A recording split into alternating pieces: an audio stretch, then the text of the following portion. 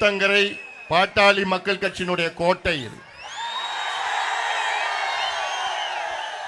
அந்த வகையில் இந்த நடைபயணம் இங்கே ஊத்தங்கரை நகரிலே வெற்றிகரமாக நடைபெற்றுக் கொண்டிருக்கிறது. இந்த விழிப்புணர்வு கூட்டம் இங்கே சிறப்பாக நடந்து கொண்டிருக்கிறது. எவ்வளவு மழை பெய்தாலும் அது எங்களுக்கு பெரிதல்ல.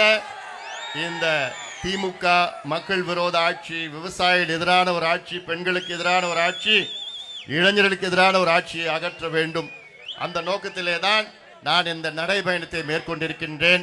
100 நாட்கள் தமிழ்நாடு முழுவதும் சென்று அனைத்து தரப்பு மக்களை சந்தித்து ஒரே ஒரு முக்கிய செய்தியை நான் சொல்லி வருகின்றேன். இந்த முக்கிய செய்தி என்னவென்றால், வருகின்ற சட்டமன்ற தேர்தலில் இந்த திமுக ஆட்சியை அகற்ற வேண்டும், வீட்டுக்கு அனுப்ப வேண்டும். இது காலத்தின் கட்டாயம். தமிழ்நாட்டின் நலன் கருதி இந்த கொடுங்கோல் திமுக ஆட்சியை வீட்டுக்கு அனுப்ப வேண்டும், அகற்ற வேண்டும் என்ற ஒற்றை கருத்து. அதற்காகத்தான் இந்த நடைபயணம். இந்த தேர்தலில் தமிழக மக்கள், குறிப்பாக பெண்கள், தாய்மார்கள், பெற்றோர்கள் ஒரு மிகப்பெரிய முடிவை எடுக்க வேண்டும். இந்த முடிவு வருகின்ற சட்டமன்ற தேர்தலில் யார் வர வேண்டும் என்பதை விட யார் வரக்கூடாது என்ற முடிவை நீங்கள் எடுக்க வேண்டும். யார் வரக்கூடாது? யார் வரக்கூடாது? திமுக வரக்கூடாது. திமுக வரக்கூடாது.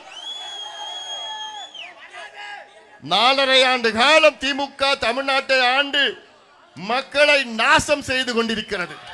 அதிலும் குறிப்பாக இளைஞர்களை சின்னாபின்னமாக்கிய முதலமைச்சர் ஸ்டாலின் அவர்களுடைய ஆட்சியை அகற்றுவோம். அகற்றுகின்ற நேரம் காலம் வந்துவிட்டது. திமுக ஆட்சிக்கு விடை கொடுப்போம், தமிழகத்தை மீட்டெடுப்போம். திமுக ஆட்சிக்கு விடை கொடுப்போம், தமிழகத்தை மீட்டெடுப்போம். அதற்கு காலம் கடந்த 3 தேர்தல்களில் நினைத்து பாருங்கள் தமிழக மக்களே. 3 தேர்தலில் திமுகவுக்கு வாக்களித்த தமிழக மக்கள். 2019 நாடாளுமன்ற தேர்தலில் திமுகவுக்கு மிகப்பெரிய வெற்றி. 2021 சட்டமன்ற தேர்தலில் திமுகவை ஆட்சியில் அமர்த்தினீர்கள். 2024 நாடாளுமன்ற தேர்தலில் 40க்கு 40 திமுகவுக்கு வெற்றியை கொடுத்த தமிழக மக்களே, உங்களுக்கு கிடைத்தது என்ன? ஏமாற்றம். பட்ட நாமம் போட்ட திமுகவை விரட்டி அடிப்போம், ஆட்சியை அகற்றுவோம். அதற்கு நாம் ஒன்று சேர வேண்டும். இந்த தேர்தலில் கட்சி, ஜாதி, மதம், இனம், மொழி எதையும் பார்க்காதீங்க. உங்களுடைய பிள்ளைகளுடைய எதிர்காலம், நான் சொல்றது பெண்களுக்கும் பெற்றோர்களுக்கும் நான் சொல்கின்றேன். உங்கள் பிள்ளைகளுடைய எதிர்காலத்தை நம்பி அதை சிந்தித்து பாருங்கள். 4.5 ஆண்டு காலத்திலே தமிழ்நாட்டிலே தெரு தெருவாக சாராயம், மது, சந்துகடை, கள்ளச்சாராயம், தெரு தெருவாக கஞ்சா, அபின், காக்கைன், ஹெரோயின், பவுடர், மாத்திரை, என்னென்ன போதை பழக்கம் இருக்கிறதோ அமெரிக்காவில் அத்தனையும் தமிழ்நாட்டிலே தெரு தெருவாக வித்துக் கொண்டிருக்கிறார். அதனால்தான் நான் சொல்றேன், இது நான் ஒரு மருத்துவனா நான் சொல்றேன், நான் ஒரு டாக்டர், ஒரு மருத்துவன் நான் சொல்றேன். இது போன்று தமிழ்நாடு என்னைக்குமே இருந்தது கிடையாது. ஏன்னா எங்க பார்த்தாலும் இப்போ ஒருத்தன் குடிச்சிட்டு வந்தானா வீட்டில் தெரிஞ்சிடும், நாத்தடிக்கும், குடிச்சா நாத்தடிக்கும் தெரிஞ்சிடும். ஆனா இதுவே போதை மாத்திரை சாப்பிட்டானா, இல்ல போதை ஊசி பயன்படுத்துறான், இல்ல போதை பவுடர் பயன்படுத்துறான்னா ஒண்ணுமே தெரியாது. வீட்டில் வருவான், படுத்துப்பான், சாப்பிடுவான், போவான், அவ்வளவுதான். அது தெரிஞ்சுக்கிறதுக்கே 1 வருஷம் ஆயிடும். உங்க பெற்றோர்களுக்கு 1 வருஷத்துக்குள்ள முடிஞ்சு போச்சு வாழ்க்கை. அதனாலதான் நான் சொல்றேன். ஏன் நான் மீண்டும் சொல்றேன்னா, இந்த போதை மாத்திரைய, போதை பொருட்களை விற்கிறதே யாரு? திமுக காரனா. மனசாட்சி இல்லாத பேய்ங்க. மாணவர் வர்க்கத்தையும் இளைஞர்களையும் சீரழித்துக் கொண்டிருக்கின்ற திமுக. இதற்கு யார் நடவடிக்கை எடுக்கணும்? முதலமைச்சர் ஸ்டாலின் அவர்கள் நடவடிக்கை எடுக்கிறாரா? அவருக்கு எதுவும் கிடையாது. அவர் தினம் ஷூட்டிங் நடத்திட்டு இருக்கார். ஆக்ஷன், கேமரா, டேக், கட், அவ்வளவுதான். ஒரு 2 மணி நேரம் காலையில் வருவாரு, ஆக்ஷன், கேமரா, டேக். 2 மணி நேரத்துக்கு அப்புறம் கட் அப்படின்னு சொல்லி வீட்டுக்கு போயிடுவார். இதை டிவிக்காரங்க தினமும் போட்டுட்டு இருப்பாங்க. அதான் வந்தாரு போனாரு. என்னது உங்களுடன் ஸ்டாலினா? யாருடன் ஸ்டாலின் இருக்கிறாரு? உங்க கூட இருக்கிறாரா? விவசாயி கூட இருக்கிறாரா? இளைஞர்கள் கூட இருக்கிறாரா? மாணவர்கள் கூட இருக்கிறாரா? நெசவாளர் கூட இருக்கிறாரா? அரசு ஊழியர்கள் கூட இருக்கிறாரா? தொழிலாளர் கூட இருக்கிறாரா? யார் கூட இருக்கிறாரு? பெரிய பெரிய முதலாளிகள், பெரிய பணக்காரன், பெரிய கார்ப்பரேட் கம்பெனி. இது திமுக கம்பெனி ஆட்சி. திமுக ஆட்சியில் திமுகவுடைய கம்பெனி ஆட்சி நடந்து கொண்டிருக்கிறது. அதனால தான் நான் சொல்றேன், ஏழைகளுக்கு இங்க வேலை இல்லைன்னு சொல்றது யாரு? மு.க. ஸ்டாலின் முதலமைச்சர். பணக்காரங்க மட்டும்தான் ஸ்டாலினை பார்க்க முடியும். இங்க கேட்டாங்க, இந்த திட்டம் 33 ஏரிகள், பாரூர் ஏரி திட்டம் எவ்வளவு காலமையா கேட்பீங்க நீங்க? அதுல இருந்து 33 ஏரிகளுக்கு அந்த திட்டம் நிறைவேறினா தண்ணி வந்ததுன்னா 33னா எத்தனை ஆயிரக்கணக்கான ஏக்கரியா? எத்தனை மக்கள் குடிநீருக்கும் விவசாயத்துக்கும் அந்த தண்ணியை பயன்படுத்துவாங்கயா? இந்த திட்டத்தை நிறைவேற்ற துப்பு கிடையாது. இந்த திட்டத்தை நிறைவேற்ற இப்பு கிடையாது. என்னையா ஆட்சி பண்றீங்க? இங்க மட்டும் இல்லையா, கிருஷ்ணகிரி மாவட்டம் படேதலா திட்டம், தருமபுரியில் எண்ணெய்கோல் புதூர் தும்பலி திட்டம், இது போன்ற மேட்டூர் உபரிநீர் திட்டம், எவ்வளவு திட்டம் தமிழ்நாட்டில் 20 திட்டங்கள் கிடப்பில் போடப்பட்டிருக்கிறது. அதை பத்தி எந்த சிந்தனையாவது முதலமைச்சர் ஸ்டாலின் அவர்களுக்கு இருக்கா? ஒண்ணுமே கிடையாது. அதனால்தான் நான் மீண்டும் சொல்றேன், நான் பெற்றோர்கள், பெண்கள், ஏன்னா இன்னைக்கு பெண், அதாவது தமிழ்நாட்டில் உள்ள அத்துணை தாய்மார்களும் வயிற்றுல நெருப்பு கட்டிட்டு இருக்கிறாங்க. ஏதாவது பொண்ணு ஸ்கூலுக்கு போய் திரும்பி பத்திரமா வருமா? இல்ல காலேஜுக்கு போயிட்டு வருமா? வேலைக்கு போயிட்டு வந்துடுமா? ஏன்னா இன்னைக்கு அவ்வளோ மோசமான ஒரு சூழல். பெண்களுக்கு பாதுகாப்பில் 4 வயசு குழந்தை, 80 வயசு பாட்டி, யாருக்குமே பாதுகாப்பு கிடையாது. இதுதான் தமிழ்நாட்டினுடைய கேடுகட்ட திமுக ஆட்சி நடந்து கொண்டிருக்கிறது. கேடுகட்ட ஆட்சி. இப்படி ஒரு ஆட்சி இது வரைக்கும் தமிழ்நாட்டில் மோசமா ஆட்சி நடக்கல. இந்த கிருஷ்ணகிரி மாவட்டத்தில் கொள்ளையோ கொள்ளை கிரனைட்டு கொள்ளைன்னா சாதாரண கொள்ளையா அடிச்சுக்கிட்டு. ஆனா நீங்க இந்த பகுதியில் எங்கேயாவது வளர்ச்சி இருக்குதா? வளர்ச்சி திட்டம் ஏதாவது வந்திருக்குதா? பக்கத்துல பார்த்த வழியில பார்த்த கொஞ்சம் தொழிற்சாலைகள் இருக்கு, அங்க உங்களுக்கு வேலை கிடைக்குதா? அப்ளிகேஷன் போட முடியுமா உங்களுக்கு? ஒண்ணும் பண்ண முடியாது. ஆனா இது நம்ம மண்ணு, நம்ம முன்னோர்கள் வாழ்ந்த மண். இதெல்லாம் எடுத்துக்கிட்டு பிட்டிங்கி எடுத்து அங்க இருக்கின்ற கார்ப்பரேட் முதலாளிகளுக்கு வாழ்ந்த தொழிற்சாலைகளை தொடங்கி விட்டுட்டு, ஆனா உங்களுக்கு வேலை கிடையாது. இதுதான் நாங்க கேட்டோம். பாட்டாளி மக்கள் கட்சி 15 ஆண்டு காலமாக சொல்லி வருகின்றது என்ன? தமிழ்நாட்டில் ஒரு சட்டத்தை கொண்டு வாங்கயா. என்ன சட்டம்? தமிழ்நாட்டில் தனியார் தொழிற்சாலைகளில் 75 விழுக்காடு வேலை வாய்ப்பு உள்ளூர் இளைஞர்களுக்கு கொடுக்க வேண்டும் என்ற சட்டத்தை கொண்டு வாங்கயா. அப்படி கொடுத்தா நீங்க அப்ளிகேஷன் போட்டா ஆட்டோமேட்டிக்கா உங்களுக்கு வேலை கிடைக்கும். அதான் எங்களுக்கு வேணும். என்னையா வேணும் உங்ககிட்ட? என்ன நாங்க கேட்டோம்? தமிழ்நாட்டில் 1,30,00,000 இளைஞர்கள், படித்த இளைஞர்களுக்கு வேலை இல்லாம சுத்திட்டு இருக்கிறான். அப்படி வேலை இல்லாம இருக்கிறதுனால தான் அவன் எங்க போறான்? கடைக்கு போறான், கட்டிங் கடைக்கு போறான். அவனுக்கு வேலை இருந்ததுன்னா அவன் ஏதோ வேலைக்கு போயிட்டு வந்துட்டு இருக்க போறான். இதெல்லாம் சிந்தித்து பார்க்கணும். மக்கள் சிந்திங்க. ஏன்னா இப்ப தேர்தல் நேரம் வந்துடுச்சு. இன்னைக்கு நான் வந்தது ஓட்டு கேட்க நான் வரல. இன்னைக்கு நான் வந்தது ஓட்டு கேட்க வரல, உங்கள் உரிமைகள் என்னவென்று உங்களுக்கு தெளிவுபடுத்த வருகை தந்திருக்கின்றேன். எவ்வளோ உரிமைகள் உங்களுக்கு இருக்கு, இந்த உரிமைகள் உங்களுக்கு தெரியணும். தெரிஞ்சாதான் நீங்க தட்டி கேட்கணும். திமுக காரங்களை தட்டி கேட்கணும். என்னன்னு பெண்கள் தட்டி கேட்கணும். யோ, எங்களுக்கு உரிமை இருக்குதா? அரசியல் சாசனத்தில் எங்களுக்கு உரிமைகளை வழங்கியிருக்கின்றார்கள். என்ன உரிமை பெண்களுக்கு? வீட்டுக்கு உள்ளேயும் வன்முறை இல்லாத, வீட்டுக்கு வெளியிலையும் அமைதியான வன்முறை இல்லாத ஒரு சூழல் இருக்க வேண்டும். இப்படி எல்லாம் எவ்வளவு உரிமைகள் உங்களுக்கு இருக்கிறது. சமூக நீதி உரிமை. சமூக நீதி உரிமை என்றால் என்ன? இடஒதுக்கீடு எங்களுக்கு வேணையா, எங்களுக்கு வேலை வேணையா, எங்களுக்கு படிப்பு வேணையா. நாங்க சுயமரியாதை வாழணும். சுயமரியாதை வாழணும், அதுக்கு சமூக நீதி நிலைநாட்ட வேண்டும். ஆனா இந்த கேடுகட்ட திமுக ஆட்சிக்கும் சமூக நீதிக்கும் சம்பந்தம் இருக்கா? எள்ளளவும் சம்பந்தம் கிடையாது, எள்ளளவும் சம்பந்தம் கிடையாது. ஆனா அவங்க பேசுற வசனம் பார்த்தனா ஐயோ, சமூக நீதி எங்கள் உயிர் மூச்சு, தந்தை பெரியாருடைய பேர பிள்ளைகள் நாங்கள், அண்ணாவுடைய பேர, கலைஞருடைய பிள்ளை, இப்படி எல்லாம் வசனம் பேசி பேசி பேசியே உங்களை ஏமாத்திட்டாங்க.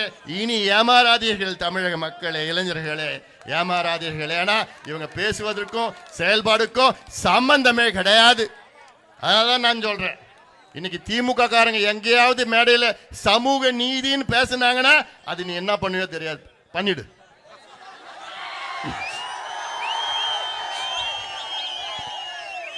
ஏன் சொல்றேன்னா இது என்னுடைய உரிமையா? சமூக நீதி பெறுவது உங்கள் ஒவ்வொருடைய உரிமை. நீங்க படிப்பு உங்களுக்கு கிடைக்கிறது உங்களுடைய உரிமை, வேலை கிடைக்கிறது உரிமை. அதை கொடுக்க இப்பு இல்லாத ஒரு திமுக ஆட்சி என்னையா அதெல்லாம்? யாருக்குடைய நாடகம் இருக்கீங்க? யாரு டிராமா பண்ணிட்டு இருக்கீங்க?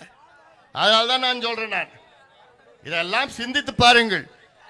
வன்னியர்களுக்கு இடஒதுக்கீடு, உள்ஒதுக்கீடு கொடுக்க வேண்டும், கொடுக்கலாம் என்று தீர்ப்பு உச்சநீதிமன்றம் வழங்கி 1200 அதாவது 1300 நாட்கள் கிட்டத்தட்ட 1300 நாட்கள். ஆனால் இன்று வரை கொடுக்க, மீண்டும் மீண்டும் அந்த வார்த்தை சொல்லணும். ஏன்னா இன்னொன்னு, அதாவது சிந்தித்து பார்க்கணும், நீங்க எல்லாம் சிந்திக்கணும். ஏன்னா 4.5 ஆண்டுகள் ஆகிறது. ஸ்டாலின் அவர்கள் நினைச்சிருந்தாருன்னா அவர் ஆட்சிக்கு வந்து ஒரு ஆண்டிலே இடஒதுக்கீடு கொடுத்திருக்கலாம். உச்சநீதிமன்றம் தீர்ப்புல எங்கேயுமே சொல்லல. சாதிவாரி கணக்கெடுப்பு நடத்திய பிறகுதான் நீங்கள் இடஒதுக்கீடு வன்னியர்களுக்கு கொடுக்கணும், எங்கேயுமே சொல்லல. இரண்டாவது, உச்சநீதிமன்றம் தீர்ப்புல வன்னியர்களுக்கு தமிழ்நாட்டில் இடஒதுக்கீடு, உள்ஒதுக்கீடு தாராளமா கொடுக்கலாம் என்று தீர்ப்பு உச்சநீதிமன்றம் கொடுத்தோம். இந்த சமுதாயத்தோட ஓட்டு மட்டும் வேணும், பட்டியலின சமுதாயத்தோட ஓட்டு மட்டும் வேணும், மீனவர் சமுதாயத்தோட ஓட்டு மட்டும் வேணும், அடித்தள மக்களுடைய ஓட்டு மட்டும் வேணும். ஆனா இந்த மக்கள் முன்னேறக்கூடாது, படிக்க கூடாது, வேலைக்கு போக கூடாது, குடிசையில் இருக்கணும், மாடு மேய்க்கணும், குடிக்கணும், மதுவுக்கு அடிமையாகணும். இதுதான் திராவிட மாடல்யா, கேடுகட்ட மாடல்யா. திராவிட மாடல் கேடுகட்ட மாடல். திராவிட மாடலுக்கு விடை கொடுப்போம், அகற்றுவோம். இனி யாரும் திராவிட மாடலும் பேசவே கூடாது. ஏன்னா இருக்கிற மாடல்ல ஃபெயிலியர் மாடல், கேடுகட்ட மாடல். எந்த துறை எடுத்தாலும் அது தோல்வி. எந்த கல்வி எடுத்துக்கோ, கல்வியில தோல்வி அடைஞ்சு விட்டது திமுக. சுகாதாரம் எடுத்தா படுதோல்வி அடைந்து விட்டது.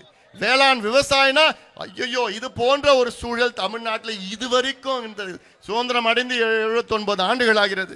இந்த 79 ஆண்டுகள்ல முதல் முறையாக -0.5% வேளாண் வளர்ச்சி இல்லை, மைனஸ்ல போயிடும். அப்போ ஸ்டாலின் அவர்களுக்கும் விவசாயத்துக்கு ஏதாவது சம்பந்தம் இருக்கா? எதுவுமே கிடையாது. அவர் விவசாயம்னா என்னன்னு தெரியாது. இப்படி ஒவ்வொரு துறையும் தோல்வி அடைந்து விட்டது திமுக. தோல்வி அடைந்த ஒரு நிர்வாகம் அது, தோல்வி அடைந்த ஆட்சி அது. DMK government is a failure. DMK government is an utter failure to Tamil Nadu. They should be shamed. அதனால இதையெல்லாம் நீங்கள் சிந்தித்து நிச்சயமாக ஒரு ஆட்சி மாற்றம் தமிழ்நாட்டில் நடக்க வேண்டும். அது உங்கள் மூலமாக வர வேண்டும். என் தம்பிகளும் என் தங்கைகள் வாயிலாக மூலமாக தமிழ்நாடு முழுவதும் மாற்றம் வர வேண்டும், மாற்றம் வர வேண்டும். அதுதான் நம்முடைய நோக்கம். அது மீண்டும் வரப்போறது இல்லை. தவறி வந்தாங்கன்னா அவ்வளவுதான், முடிஞ்சு போச்சு. அதனால நான் கேட்கிறேன், ஏன்னா இந்த பகுதியெல்லாம் மா விவசாயிகள் நிறைய பேர்.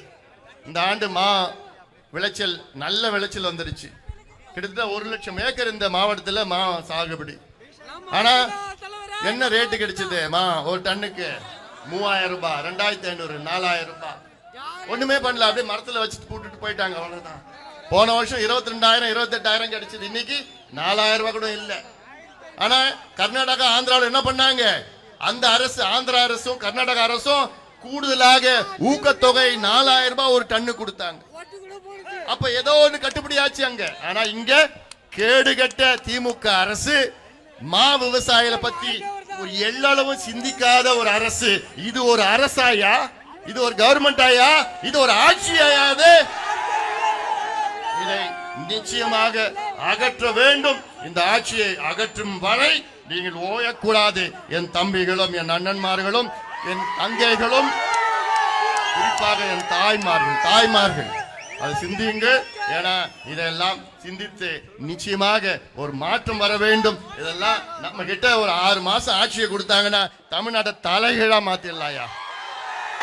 என்னால எவ்வளவு திட்டங்கள் என்னால வச்சிருக்கிறார், ஒவ்வொரு துறைக்கும் எவ்வளவு திட்டங்கள். கல்வியில எத்தனையோ புரட்சிகள் செய்யலாம். சுகாதாரம்னா இந்தியாவுக்கே புரட்சி செய்த இந்த அன்புமணி ராமதாஸ் தமிழ்நாட்டுக்கு என்னால செய்ய முடியாதா?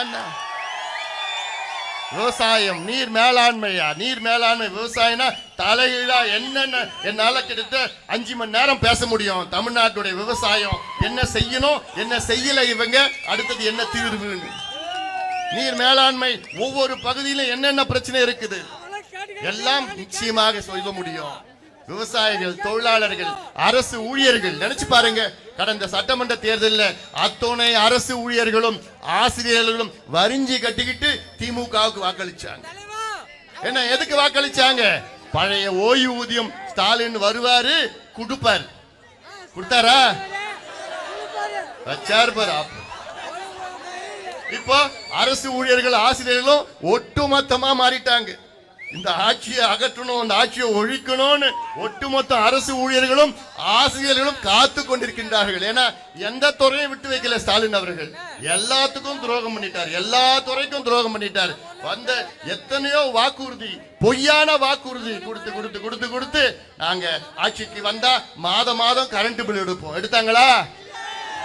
நாங்க ஆட்சிக்கு வந்தா முதல் வாரத்துல நீட்டை ஒழிப்போம், கிழிச்சாங்க. நாங்க ஆட்சிக்கு வந்தா 7 லட்சம் அரசு வேலைகளை உருவாக்குவோம், நிரப்புவோம் பண்ணாங்களா? ஒண்ணுத்தையும் கிடையாது. இப்படி பொய்யான வாக்குறுதிகள். நாங்கள் ஆட்சிக்கு வந்து கல்வி கடன் ரத்து, நகை கடன் ரத்து, விவசாய கடன் ரத்து. இந்த திமுக ஆட்சி நீங்க ரத்து பண்ணணும். இன்னும் 6 மாசத்துல திமுக ஆட்சியை ரத்து நீங்க பண்ணணும். ஏன்னா உங்களை ஏமாத்திய திமுக ஆட்சியை நீங்க ரத்து செய்யணும். தமிழ்நாடு அரசு, தமிழ்நாடு மக்கள் ரத்து பண்ணுவீங்களா? நீங்க முடிவு பண்ணிட்டீங்க, அது தெரியுது. முடிவு பண்ணி அதே போன்ற அனைத்து பட்டியலின சமுதாயம், பின்தங்கிய சமுதாயங்கள், சிறுபான்மை சமுதாயம், மிகவும் பிற்படுத்த சமுதாயம், அத்துணை சமுதாயங்களும் சேருங்கள். ஏன்னா சேர்ந்து இந்த மக்கள் விரோத, சமூக நீதிக்கு எதிரான, விவசாயிகளுக்கு எதிரான, நெசவாளர்களுக்கு எதிரான, மாணவர்களுக்கு எதிரான, மீனவர்களுக்கு எதிரான, இளைஞர்களுக்கு எதிரான, எல்லாவற்றுக்கும் மேல் பெண்களுக்கு எதிரான இந்த திமுக ஆட்சியை அகற்றுவோம் என்று நீங்கள் ஒவ்வொருவரும் சபதம் ஏற்க வேண்டும். அதற்காகத்தான் இங்கே நான் வரைய தந்திருக்கின்றேன். மீண்டும் நான் சொல்றேன், இந்த தேர்தலில் யார் வரக்கூடாது என்பதை விட, அதாவது யார் வர வேண்டும் என்பதை விட யார் வரக்கூடாது என்று முதலில் நீங்கள் முடிவு செய்ய வேண்டும். தமிழக மக்கள் முடிவு செய்து விட்டார்கள். திமுக வரக்கூடாது, வர விட மாட்டோம் என்று நீங்கள் எல்லோரும் ஒரு மனதாக, ஒற்றுமையாக நீங்கள் எல்லோரும் கட்சி, ஜாதி, மதம் எதுவும் பார்க்காம நீங்கள் எல்லோரும் ஒற்றுமையாக நீங்கள் இருந்து இந்த ஆட்சி மாற்றத்தை, தமிழ்நாட்டிலுடைய ஆட்சி மாற்றத்தை நீங்கள் அதை ஏற்படுத்த வேண்டும் என்று இந்த நேரத்தில் நான் கேட்டுக்கொண்டு நான் மீண்டும் சொல்கின்றேன். இவ்வளவு எழுச்சியாக, இவ்வளவு மழையெல்லாம் எங்களுக்கெல்லாம் ஒன்றும் கிடையாது. எவ்வளவு மழை பெஞ்சாலும் எங்களுக்கு கவலை இல்லை, எவ்வளவு புயல் அடிச்சாலும் கவலை இல்லை. நாங்கள் எல்லோரும் சேர்ந்து நாங்கள் தமிழ்நாட்டில் ஆட்சி மாற்றத்தை கொண்டு வருவோம் என்று, உரிமை மீட்க, தலைமுறை காக்க, தமிழக மக்களின் உரிமைகளை நாம் மீட்டெடுப்போம். திமுக ஆட்சியை அகற்றுவோம்.